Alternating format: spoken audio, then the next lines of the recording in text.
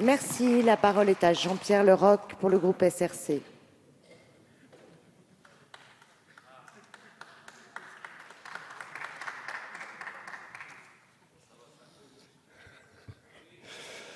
Madame la Présidente, Monsieur le Ministre, Monsieur le rapporteur, mes chers collègues, ce projet de loi définit avec force les contours de notre modèle agricole français en affirmant l'ambition d'une double performance économique et environnementale.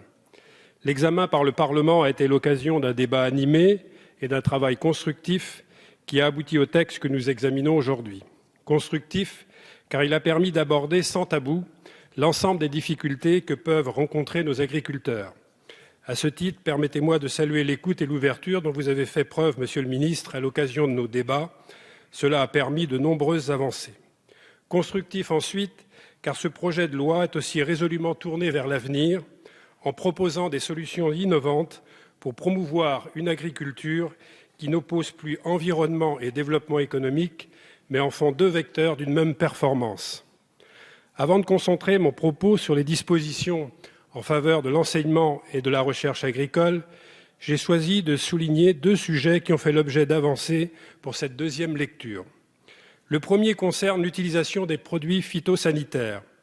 La qualité sanitaire des productions agricoles et alimentaires sera renforcée par des mesures conduisant à une utilisation plus ciblée des produits phytopharmaceutiques.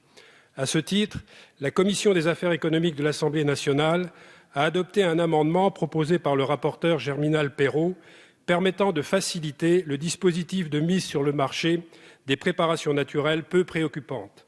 Cette disposition vient compléter les nouveautés déjà introduites en première lecture pour développer le biocontrôle.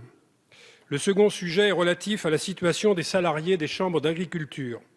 Plusieurs amendements initiés par mon collègue Hervé Pellois ont permis d'apporter des réponses sur différents axes.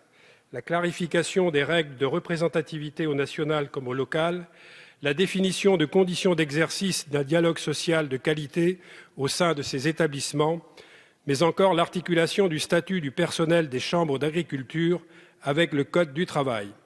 Des avancées ont été actées en collaboration avec le gouvernement et le dialogue se poursuit.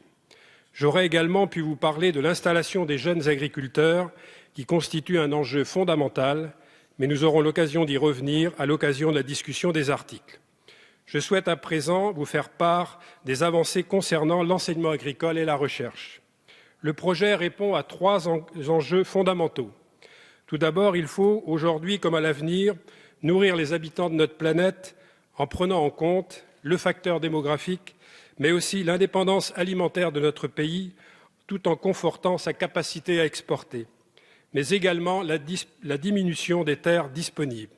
Mes chers collègues, dès lors que l'on admet que demain, il faudra produire autant, voire plus, mais autrement, il est indispensable de faire de l'enseignement agricole la clé de voûte des politiques publiques destinées à favoriser la double performance économique et environnementale. Ainsi, les dispositions des articles 26 et 27 permettent la mobilisation de l'ensemble des opérateurs de la formation et de la recherche agricole dans cette transition agroécologique. Ce projet de loi d'avenir permet également de matérialiser l'ambition d'un enseignement agricole comme levier de promotion sociale, d'insertion professionnelle particulièrement par l'alternance et de développement des territoires. Il convient d'évoquer à ce titre le dispositif d'acquisition progressive des diplômes de l'enseignement agricole. Il faut ensuite citer la possibilité donnée au ministre de l'Agriculture de créer une voie d'accès spécifique aux écoles d'ingénieurs pour les bacheliers professionnels ayant suivi une classe préparatoire. Le troisième et dernier enjeu est la création d'un grand pôle agronomique national, l'IAV2F, qui permettra de répondre à de nombreux enjeux majeurs que les établissements ne sont pas en mesure d'affronter seuls. Il conciliera les politiques de site soutenues par chaque école et la mise en œuvre d'orientations stratégiques nationales.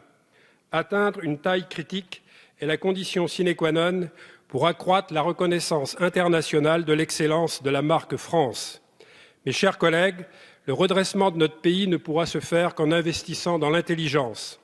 Le modèle agricole français qui nous est proposé est également un projet de société. Il est indispensable de redonner aux agriculteurs leur place au cœur de notre société en leur proposant les outils adaptés pour répondre aux exigences sociales, économiques et environnementales d'aujourd'hui et de demain. C'est tout l'objet de ce texte que je vous appelle à soutenir. Merci.